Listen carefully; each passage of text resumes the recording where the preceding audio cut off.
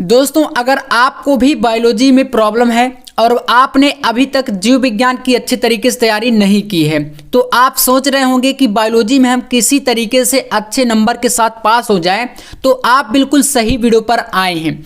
इस वीडियो को आपको पूरा अंत तक देखना है। यहाँ पर मैं आपको बताऊंगा कैसे आप बायोलॉजी में यहाँ पर अच्छे तरीके से नंबर ला सकते हैं, चाहे आपने अच्छी तैयारी की हो या ना की हो। क्योंकि अगर आपने अच्छी तैयारी की होगी तो आपको तो ये वीडियो देखने की जरूरत नहीं पड़ेगी, आप आराम से मेहनत करके अच्छे तरीके से पास हो जाएंगे। लेकिन अगर आपने अच्छी तैयारी नहीं कर पाई है पूरे वर्ष और अब आपका समय काफी नजदीक है, तो आप बिल्कुल इस वीडियो को अंत तक देखिएगा। यहाँ पर आपको बताएंगे किस प्रकार से आप जीव विज्ञान में अच्छे नंबर ला सकते हैं। हमारे पास ये रही बोर्ड एग्जाम की कॉपी और ये आपका देखिए इसी प्रकार से बोर्ड एग्जाम का पेपर आने वाला है।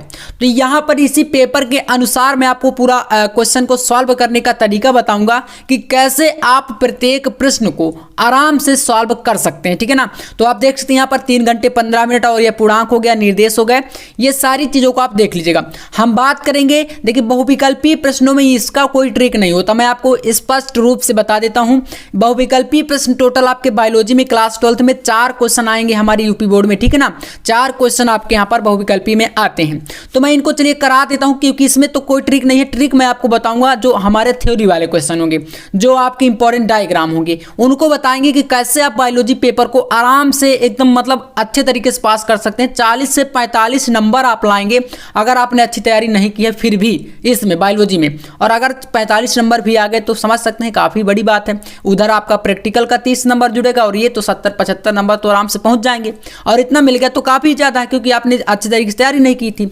चलिए पहले आप ऑब्जेक्टिव को देखें। यहाँ पर जैसे क्वेश्चन पहला दिया गया है कि बीजांड का वह स्थान जहां बीजांड वृत्त जुड़ा होता है तो उसको क्या कहते हैं। तो अब देखिए इसमें आपको पता नहीं होगा, जैसे तो हम बता देते हैं। यहाँ पर इसका नाभिका हो जाता है, सेकंड ऑप्शन इस पे आप टिक कर लीजिएगा। ठीक है, दूसरा विकल्प हमारा इसका सही है। इसके बाद देखिए टीबी के टीके का नाम क्या है। तो मैं कई बार इन ऑब्जेक्टिव को कराता हूं, हमेशा आपके साथ मैं ऐसे क्वेश्चन को शेयर करता रहता हूं। तो अगर आप चैनल पर नए हैं तो सब्सक्राइब जरूर कर लीजिएगा और प्रत्येक क्वेश्चन का आप आंसर ऑब्जेक्टिव में तो आराम से करके आएंगे, क्योंकि मैं आपको लगातार सीरीज प्रोवाइड करा रहा हूं 60 क्वेश्चन की, कभी 40 क्वेश्चन, कभी 50 क्वेश्चन। अगर आप उन वीडियो को देखेंगे तो आराम से इन ऑब्जेक्टिव को आप तोड़ के चले आएंगे। तो टीबी के टीके का नाम मैंने कई बार बताया है, बीसीजी आपका होता है। ठीक है ना, बैसिलस कैलिमेट गुएरिन। तो यहाँ पर आपका इसका फर्स्ट ऑप्शन सही हो जाएगा बीसीजी।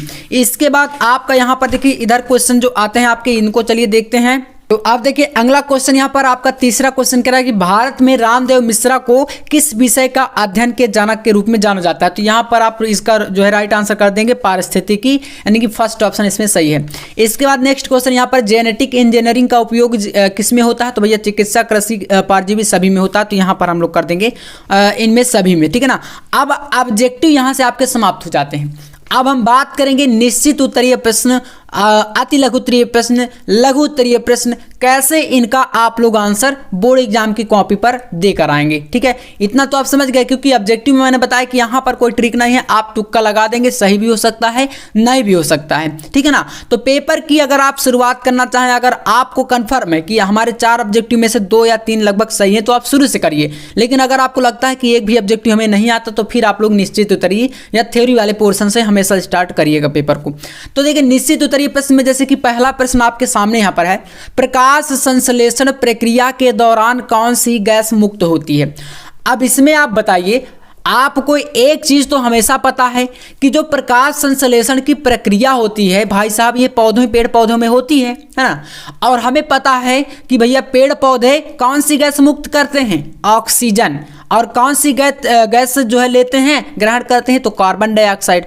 तो हमें पता है कि मनुष्य हमेशा पेड़ पौधे का जस्ट उल्टा करते हैं, मनुष्य ऑक्सीजन गैस लेता है और कार्बन डाइऑक्साइड मुक्त करता है। तो अब इसमें कौन सी गैस मुक्त होगी, तो आपका हो जाएगा ऑक्सीजन यानी O2। तो आप इसको करके चले आएंगे कि नहीं। ये बहुत इजी क्वेश्चन है, ऐसे ही क्वेश्चन आपके एक नंबर में आएंगे, तो इनमें थोड़ा सा माइंड लगाना है। अब जैसे कह रहा है डीएनए अणु को कौन सा एंजाइम तोड़ता है। मैंने कई बार आपको बताया है कि यहाँ पर प्रतिबंधन एंडोन्यूक्लियस जो होता है वो तोड़ने का काम करता है। और फिर बात करेंगे कौन सा एंजाइम जो है डीएनए खंडों को जोड़ता है, तो आपका लाइगेज एंजाइम होता है। तो चलिए इनका आंसर कैसे लिखना है। तो देखिए आप यहाँ पर सबसे पहले डालेंगे निश्चित उत्तरीय प्रश्न। तो इसमें हम लिखेंगे यहाँ पर निश्चित उत्तरीय प्रश्न। ठीक है ना, निश्चित उत्तरीय प्रश्न, इतना आप डाल देंगे। अब इसके बाद यहाँ से आप पटरी की सहायता से एक लाइन भी नीचे खींच सकते हैं, ठीक है। तो इसमें आप लोग लाइन खींच दीजिएगा। अब बात करेंगे हम लोग यहाँ से पहला क्वेश्चन, प्रश्न संख्या 2 है ना, तो यहाँ पर आप डाल दीजिएगा प्रश्नोत्तर संख्या, इस प्रकार से भी डाल देना है, प्रश्नोत्तर संख्या 2, ठीक है ना, प्रश्नोत्तर संख्या 2। और 2 में आपका पहला क्वेश्चन जैसे कि का नंबर कह रहा था आपका, कौन सी गैस मुक्त होती है प्रकाश संश्लेषण प्रक्रिया में, तो यहाँ पर हम लोग लिखेंगे ऑक्सीजन। तो ये आपका इसमें देखिए 2-4 नंबर आप पहले ट्रिक से लीजिए, ऑक्सीजन गैस यानी कि O2, ये हो गया। अब बात करते हैं अगला क्वेश्चन, तो कौन सा एंजाइम डीएनए खंडों को तोड़ता है, तो यहाँ पर आपका होता है प्रतिबंधन एंडोन्यूक्लियस। तो यहाँ पर आप खा नंबर का देखिए लिखेंगे, इसमें क्या लिखेंगे, एंडोन्यूक्लियस, डायरेक्ट लिख देना, इसमें कोई सोचने की बात नहीं है, एंडोन्यूक्लिएज, ठीक है ना, एंडोन्यूक्लिएज, ये आपका होता है प्रतिबंधन एंडोन्यूक्लियस। अगर बात करेगा हमारा जो है जोड़ने की, ठीक है ना, डीएनए खंडों को अगर जोड़ने की बात करें तो ध्यान दीजिएगा, जोड़ने वाला होता है लाइगेज, ठीक है ना, दोनों को याद कर लीजिए, हो सकता है बोर्ड एग्जाम में आ जाए, काफी ज्यादा इंपॉर्टेंट क्वेश्चन है। तो लाइगेज एंजाइम जोड़ता है डीएनए खंडों को और ये तोड़ता है, ठीक है। अब क्वेश्चन करा कि मनुष्य में लिंग निर्धारण हेतु किस प्रकार के गुणसूत्र उत्तरदायी होते हैं। देखिए मैंने बताया था आपसे, हमने जब मनुष्य में लिंग निर्धारण के लिए जो है आरेख बनाया था, तो चलिए इसका देखिए, यहाँ पर आपको मैंने बताया था कि जो नर में आपका गुणसूत्र होता है वो किस प्रकार से होता है, XY, ठीक है ना, XY यानी कि आपका XY गुणसूत्र होता है। और इसी प्रकार से मादा में क्या होता है, यहाँ पर आपका इसमें XX होता है। तो ये आप लोग इतना लिख के चले आएंगे, अगर आपने हमेशा छोटी क्लासों में भी इतना पढ़ा होगा तो इनको लिख देंगे तो नंबर आपको मिल जाते हैं, ठीक है ना, मतलब इतना लिखने पर नंबर आपको आराम से दे देंगे। इसके बाद लीडिंग कोशिकाओं के क्या कार्य हैं, देखिए लीडिंग कोशिकाओं के कार्य आपको बताने हैं। तो लीडिंग कोशिकाएं क्या करती हैं, ये नर में पाई जाती हैं, ध्यान दीजिएगा यहाँ पर, जैसे इसको बता दें आपको, यहाँ पर आप लिखेंगे ये जो लीडिंग कोशिकाएं होती हैं नर में पाई जाती हैं। और ये आपका वृषण में जो है शुक्राणु का, वृषण में जो आपका शुक्राणु होता है, ठीक है ना, शुक्राणु से क्या करता है, ये क्या करती हैं, टेस्टोस्टेरोन जो हार्मोन्स होता है उसका स्रावण करती हैं। किसका, टेस्टोस्टेरोन जो हमारा एक प्रकार का हार्मोन्स होता है उसको क्या करती हैं, ये स्रावित करती हैं। तो इसका हो गया है ना। इसके बाद जैव विविधता तप्त स्थल, इसको आप बना के लिख देंगे। देखिए जैव विविधता का मतलब क्या होता है, जहां पर अनेक प्रकार की हम लोग अलग अलग स्थानों पर जाते हैं, ठीक है, पहले आप इसमें दिमाग लगाइएगा, हम अलग अलग स्थानों पर जाते हैं और वहां पर जलवायु अलग होती है। मान लीजिए हम यूपी में हैं, हम जाएंगे अगर जम्मू कश्मीर में, वहां पर अलग जलवायु होगी, राजस्थान में जाएंगे अलग जलवायु होगी, सूखा प्रदेश होगा, है ना, अनेक प्रकार के जो है स्थल पाए जाते हैं। तो आप इसमें थोड़ा सा बना के लिखेंगे तो आपका यहाँ पर 2 से 4 लाइन में 1 नंबर मिल जाएगा, ठीक है ना, इसको कर लीजिएगा। तो ये वाला सेक्शन आप आराम से नंबर ला सकते हैं। अब चलिए यहाँ पर देखिएगा लघुत्तरी में आइए, लघुत्तरी में आप देखिए कह रहा है पहला क्वेश्चन, यहाँ पर लघुत्तरी फर्स्ट टाइप का 2 नंबर वाले क्वेश्चन सारे होंगे।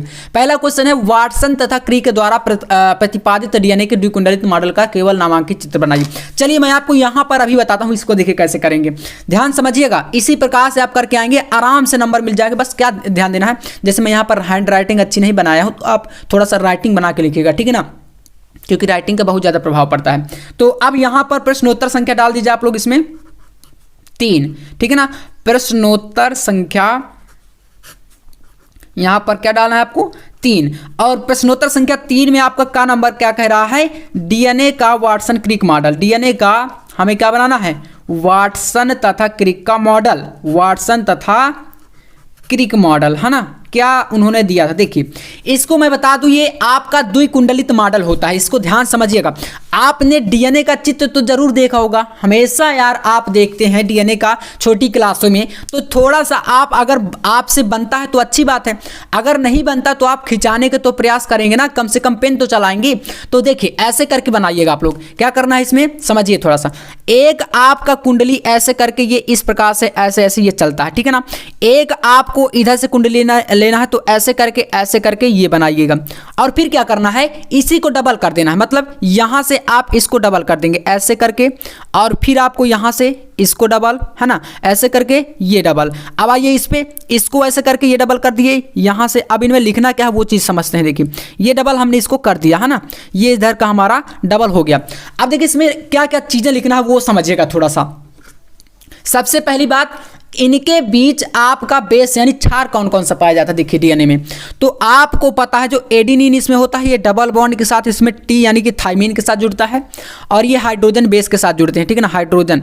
और यहाँ पर आपका जो जी होता है ग्वानिन ये ट्रिपल बॉन्ड के साथ साइटोसिन के साथ जुड़ता है, तो यहाँ पर आपका ये हो जाएगा इस प्रकार से।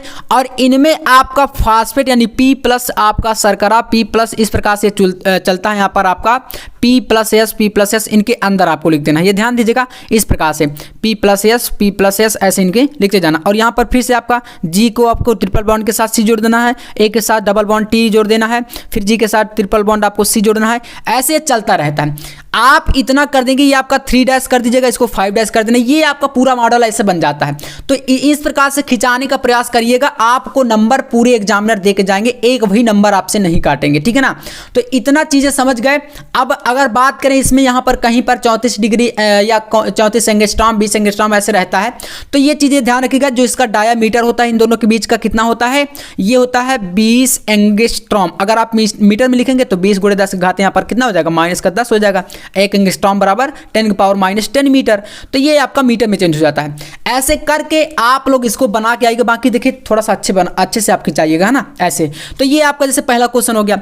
अब आपसे क्वेश्चन क्या करा है, किसी एक यौन संचारित रोग का नाम बताइए। तो कोई हमें यौन संचारित रोग का नाम बताना, जैसे कि एड्स, आप लोग कई बार सुने होंगे एड्स हो गया, है ना। तो चलिए मैं यहीं पर बता देता हूं, इसको आप लिख दीजिएगा AIDS यानी कि एड्स। और ये किस वायरस से होता है, तो HIV से, याद रख लीजिए। HIV से हो आपका एड्स बीमारी होती है। सिफिलिस कर सकते हैं, उपदंश कर सकते हैं, काफ़ी सारी बीमारियां हैं। अब कह रहा है टर्नर एवं क्लाइंट-फिल्डर सिंड्रोम में गुणसूत्रों की संख्या कितनी होती है। तो देखिए आपको पता है टर्नर सिंड्रोम में कितना हो जाता है और क्लाइंट-फिल्डर में। तो यहाँ पर बात करें तो टर्नर में आपका 46 से 47, क्लाइंट-फिल्डर में आपका जो है 45 हो जाता है। यानी कि गुणसूत्र घटते बढ़ते रहते हैं, जिसके कारण ये विकार जो है हमारे शरीर में उत्पन्न होते हैं। अगला क्वेश्चन कह रहा है पौधों में दोहरा निषेचन क्या होता है, डबल फर्टिलाइजेशन। इसकी खोज किसने की थी, तो बात करें तो यहाँ पर स्ट्रासबर्गर ने इसकी खोज करी थी। और बात करें अगला क्वेश्चन, देखिए क्या कर रहा है, प्यारा सा क्वेश्चन, मेंडल के प्रभाविता नियम को समझाइए। देखिए बहुत ही आसान है। अब देखिए अगला क्वेश्चन, चलिए इसको करते हैं हम लोग। यहाँ पर आपके सामने अंगा नंबर क्वेश्चन, मेंडल का प्रभाविता नियम 2 नंबर का क्वेश्चन है। देखिए इसमें आप डालेंगे, यहाँ पर 5वां क्वेश्चन है हमारा, मेंडल का प्रभाविता नियम। इसमें आपको एक आरेख ध्यान देना। सबसे पहली बात क्या आरेख ध्यान देना, देखिए पहला ही नियम है ये। और 2 नंबर में इसमें आप यहाँ पर क्या लेंगे, मान लीजिए हमने 2 समान एल यानी कि समयुग्मनी लिया, जो कि कैपिटल टी है। मान लेते हैं कि ये आपके क्या है, इसको आप लाल पुष्प मान लीजिए, ठीक है ना, लाल पुष्प हमने इसको मान लिया, ठीक है। काफी इंपॉर्टेंट है, मैं पास होने का पूरा आपको तरीका है बता रहा हूं। लाल पुष्प हो गया। इधर हम ले लेते हैं कैपिटल टी स्मॉल टी, इसको मान लीजिए आप ये सफेद पुष्प है। क्या है, सफेद पुष्प हैं। प्रभाविता का मतलब क्या है, इन दोनों के बीच जब क्रॉस होता है तो यहां से आपका जो प्रथम संतानीय पीढ़ी होती है, पहली पीढ़ी, इसमें आपको प्राप्त होता है एक कैपिटल टी, याद रखेगा, एक कैपिटल टी एक स्मॉल टी, ठीक है ना। और जो मिलने वाला आपको ये लक्षण है, इसको बोलते हैं प्रथम संतानीय पीढ़ी यानी F1 पीढ़ी, याद रखेगा। ये F1 पीढ़ी है और इस पीढ़ी में आपको जो मिलेगा वो लाल पुष्प ही मिलेगा। कौन सा पुष्प मिलेगा भैया, लाल पुष्प आपको प्राप्त होगा। तो इसको बोलते हैं प्रभावी लक्षण, ठीक है ना, प्रभावी लक्षण है ये। और ये आपका होता है अप्रभावी लक्षण, याद रखिएगा, इसको बोलते हैं अप्रभावी लक्षण, ठीक है ना। तो हमें भैया अगर लाल पुष्प और सफेद पुष्प हमने लिया था और हमें लाल ही मिला, तो क्या कौन सा लक्षण मिला, प्रभावी लक्षण, ठीक है ना। तो ये हमें क्या प्राप्त हुआ, प्रभावी ही हमें प्राप्त हुआ। और इसी रूल को कहते हैं प्रभाविता नियम। अब इस डायग्राम के अनुसार आप क्या लिख नहीं सकते कि जब हम लोग 2 समान समयुग्मजी एलील को लेते हैं और उसमें कोई मतलब कोई विषम युग्मजी या विषम एलील को लेंगे तो उन दोनों के बीच संकरण कराएंगे। थोड़ा सा भाषा को अपने से लिखिएगा, है ना, क्योंकि ये दोनों क्या है, प्रभावी अप्रभावी हैं। और यहाँ पर आपको जो लास्ट में आपको परिणाम मिलता है वो आपका प्रभावी ही मिलता है। और इसी नियम को कहते हैं प्रभाविता का नियम, है ना। तो इस प्रकार से थ्योरी वाले पोर्शन को जहां पर डायग्राम पूछे वहां पर आपको डायग्राम बनाना है। सबसे इंपॉर्टेंट बात, आपको पास कराने में चित्र बहुत ज्यादा हेल्प करेंगे। चाहे आप कोई भी क्वेश्चन को पलट कर आगे भी देख सकते हैं, हमेशा आपको डायग्राम देखिए। जैव उर्वरक कैसे मृदा की उर्वरता को बढ़ाते हैं, जैव उर्वरक आप नहीं जानते हैं क्या, जो हमें आम भाषा में खाद बोलते हैं। तो जैव उर्वरक बहुत ज़्यादा हेल्प करते हैं, मिट्टी की उर्वरता को बढ़ाते हैं। मरुस्थलीय प्रदेशों में जंतुओं के अनुकूलन पर संक्षिप्त टिप्पणी करिए। टिप्पणी आप लिख दीजिए, मरुस्थलीय जो प्रदेश होते हैं, सूखे स्थान होते हैं, वहाँ पर जीव जंतु कैसे अपने आप को अनुकूलित करते हैं, इतना तो आप लिख सकते हैं। इसके बाद क्या कह रहा है, एस्केरिसिया क्या है, इसके बचाव के उपचार के जो है संक्षिप्त में उल्लेख करिए।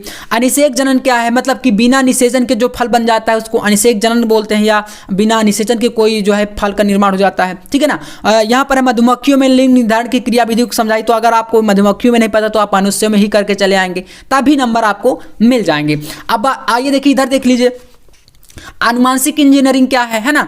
डीएनए और आरएनए में अंतर, भैया अंतर तो मैंने बताया कि बहुत ज्यादा इंपॉर्टेंट पेपर है ये, ठीक है ना, बहुत ज्यादा इंपॉर्टेंट क्वेश्चन है। डीएनए आरएनए में अंतर, डीएनए आपका अनुवांशिक पदार्थ होता है, आरएनए कहीं कहीं पर अनुवांशिक किसी जीवाणु विषाणुओं में होता है ना। डीएनए में डीऑक्सीराइबोज शर्करा पाई जाती है, आरएनए में राइबोज शर्करा पाई जाती है। इस प्रकार के बहुत सारे यहाँ पर अंतर आप लोग दे सकते हैं, ठीक है। और यहाँ पर मानव इंसुलिन पर टिप्पणी करिए। मलेरिया परजीवी पर के जीवन चक्र का केवल एक स्वच्छ नामांकित चित्र बनाइए। बना दीजिएगा चित्र, आपको जो दिमाग में है, कोई दिक्कत नहीं, आराम से यहाँ पर आप बायोलॉजी का पेपर पास करके आएंगे, ठीक है ना। तो अगर आप कॉपी में अच्छी लिखावट बनाते हैं, हैंड राइटिंग अच्छी करते हैं, प्रश्नोत्तर संख्या अच्छे से डालते हैं, तो कोई भी आपको बायोलॉजी में फेल नहीं करेगा, ये मेरी गारंटी है। बिल्कुल आप टेंशन मुक्त होकर जो भी बचा हुआ टाइम है उसमें आप पढ़ाई करिए, बेहतरीन तरीके से आप परफॉर्म करेंगे। और अगर आप चैनल पर नए हैं तो सब्सक्राइब कर लीजिएगा, इसी प्रकार से इंपॉर्टेंट वीडियो का नोटिफिकेशन ताकि आपको मिलता रहे। तो चलिए यार, मिलते हैं नेक्स्ट वीडियो में नेक्स्ट टॉपिक के साथ, तब तक के लिए जय हिंद, वंदे मातरम।